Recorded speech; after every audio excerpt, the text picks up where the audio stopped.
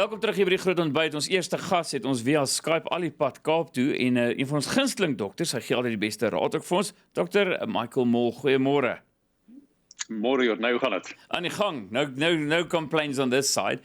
Ons gaan mee praat meer oor Hello Dr. SA, but let's just start by asking you, how was the first 3 days for you and also from a doctor's side? Well, from a family side, it's been fantastic. We have the privilege of having a family with us. We are really enjoying our home, and we've had meals together, more meals together in the last 3 days than I think we've had since the beginning of the year. So it's been really, really fantastic from a family perspective. From a medical perspective, it's been stressful. We have, and we're going to talk about this later, set up a national hotline. So just getting doctors to volunteer, getting doctors on board, making sure our systems are stable and that we can scale really has been a 24/7 job, if you like. So on one hand, I'm looking at some of my colleagues who are taking it slightly easier in the next 3 weeks, thinking, maybe I should have done that, as opposed to try to launch a hotline. That's the thing. There's people working like us. And I think there's creative things happening from artists right through to doctors like yourself and corporate people. How worried should I be about getting sick? And it's so sensitive. I went to the shops quickly, but everything has changed in one's mind. All of a sudden, you know about everything you touch. Yeah. Yeah. And you don't talk to people, and you keep your distance, and you stare at everyone as if they could be carrying the virus. Yeah. No, it's not great. And I think we should all be concerned. And if not contracting the virus, passing the virus on. I think that's my biggest concern. This disease is not about me, and I'm talking about me personally. It's about those around me, because I think most young, healthy people will get the disease, and it'll be mild, and they'll survive. As we know, the real risk is for those who are older than 60, those who have weakened immune systems, so tuberculosis, HIV, a lot of that in our country, and of course people that have what we call a comorbid disease, which is a chronic disease like diabetes or asthma or any chronic disease for that matter. Those are the people that should be really concerned about getting coronavirus. Being in Cape Town, the first Kailicha person, and our hearts really go out. I mean, I've got a garden, I've got a house. I actually Facebooked and tweeted to say, I think we must stop posting this lovely food we're buying. We're in the swimming pools. It's lovely, the movies we watch, because there's people sitting 3 by 3 square meters. You know, we're totally losing it. It looks like we're on holiday and people are just dying. But that's a real danger. That's where our country's real danger is, because it's people with TB, it's poverty, there's no water, and we're gonna see the difference between the rich and poor in this country. Yeah, it was sad to see the video that went out around all the queues of people lining to buy food, during lockdown, and the criticism of them, without realizing, hey guys, these are people that have just been paid. This is the only chance they get to go and get food. Now, how can we point fingers from our comfortable homes and our stocked up pantry? So I fully agree with you. I think the challenge we have, social distancing has been shown to be of real value in dealing with the crisis and flattening the curve. But in our communities, social distancing is just impossible. How do you do that? So I really do feel for those that cannot social distance, who are caught up in some of those environments that that most of the people in South Africa live in. Really hard. On my way to work, I was really glad, because I've been, just before the coronavirus, I was probably had the flu for 4 weeks. It was one of my worst, this summer kind of change of seasons flus. And I was actually glad, because I think now for me, just having a little bit of a cough, you can go in a bit of a panic, or but just to relax people, just to say again symptoms. But if you've got these symptoms, then maybe call in. We're going to give that number, or then go see someone. But just don't go if you've got a little cough immediately and go for the test. I mean, it must be a bit more serious. No, that's true. And the test is quite stringent at the moment, because the requirements around have you traveled outside of South Africa? So they'll really quiz you before you actually get tested. But if you do have the typical symptoms, which is a sudden onset, I mean, a lot of people talk about, I got the flu. I often ask them, did you really? Because a cold develops over a couple of days, and you just get the runny nose and the cough and the usual sort of chest pain.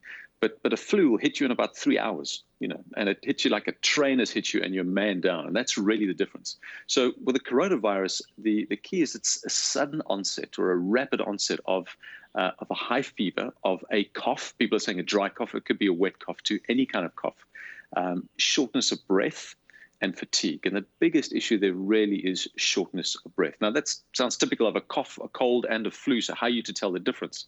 Right now, what we're suggesting to patients is if you do have those symptoms, if you fit the criteria that allow you to go and get tested, by all means, go and get tested.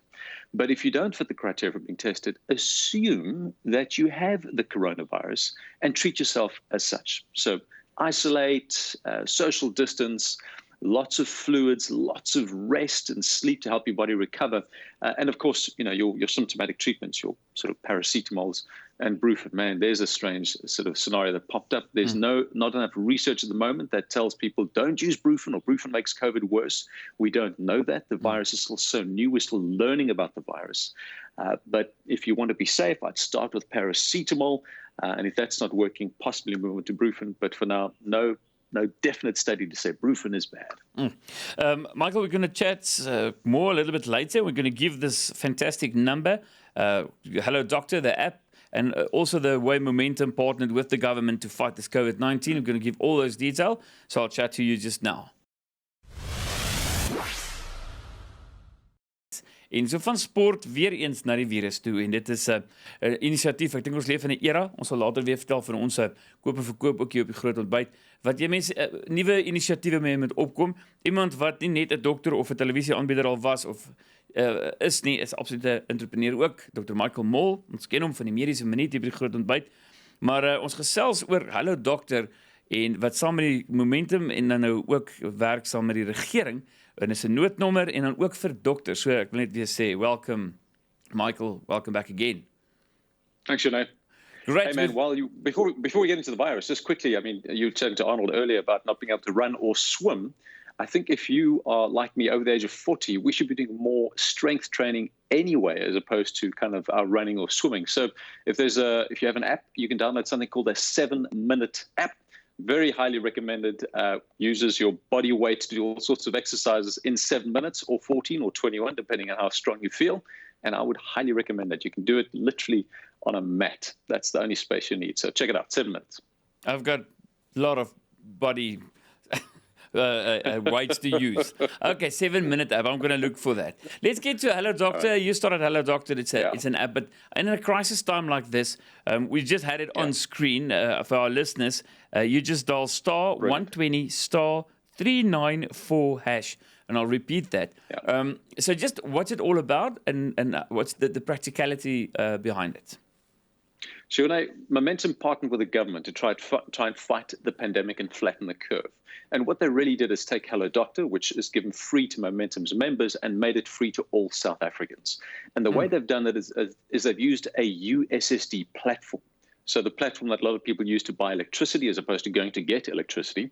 And it's a platform that most South Africans understand and use widely.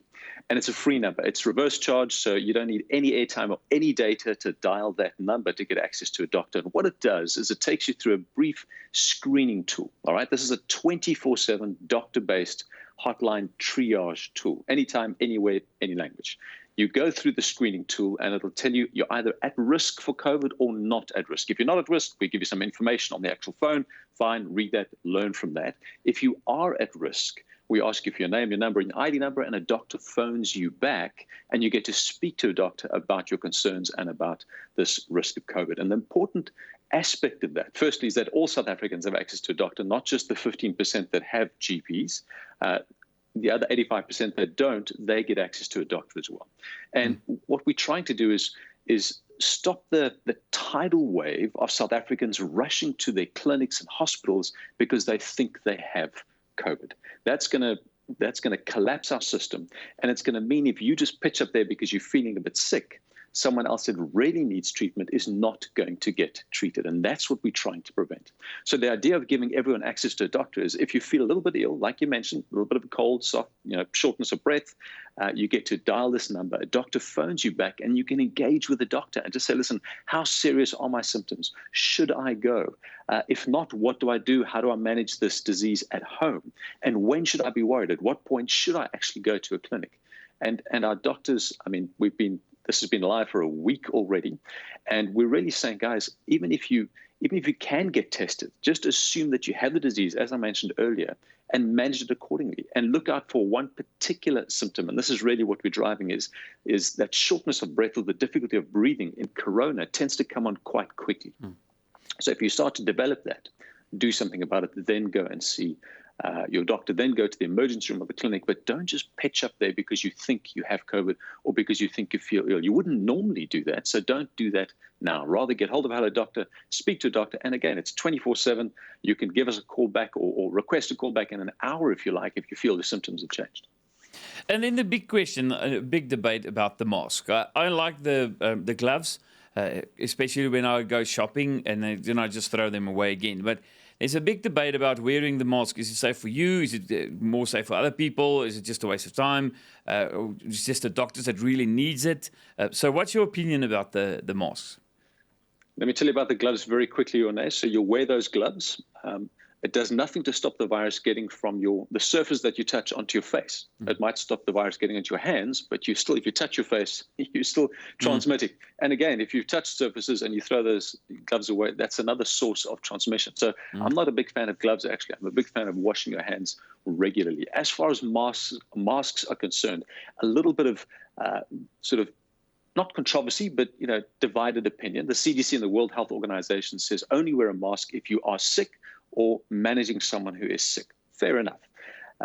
We're suggesting if you can wear a mask, do. Not a medical grade mask. You've got to leave those alone. Don't stockpile that. Those are for our healthcare workers. You've got to leave it for them. They need that stock. Make your own mask. Use a buff. Use a scarf. And what countries are finding is people that have done that have reduced transmission because it's generally young people who don't know they've got COVID. They don't know that they're transmitting. And if they had to cover their mouth and cover their nose, they do reduce the spread of the virus. So if you ask me, I'm saying make your own mask, wear your mask whenever you go out. If you've got to go get a social grant today, put something around your nose and mouth to protect yourself and others. Just make sure it's not a medical grade mask. I totally forgot about the buffs. I've got loads of them. So, you just saved me. Then just a bit of advice. I asked on Facebook, just on my personal Facebook, who feels a little bit of anxiety? And everyone basically gave me 6 to 7 out of 10. People were just so honest to say, now and then you wake up, you watch a movie, and all of a sudden you just feel a little bit of anxiety. What can we do just to make it less? I think stop reading everything that comes up on COVID. I've started to feel anxiety because you just see so much information and these videos and, first there's a cure and then there's no cure. And my sense is just stick to some trusted sources. I think you guys have got a trusted source of news. Just stick to that and read the facts and don't get worked up by all the news and all the press and all the numbers. I think if you are young and healthy, to say that I'm okay, I'll be fine. I don't like that attitude. I think the concern is it's not about me, it's about those around me. What can I do to prevent people who are at risk from getting the disease? That should be my anxiety, not what's going to happen to me. And the challenge with anxiety, too, is that does suppress your immune system. If you're worried all the time and you're stressing, your cortisol levels are going to go up.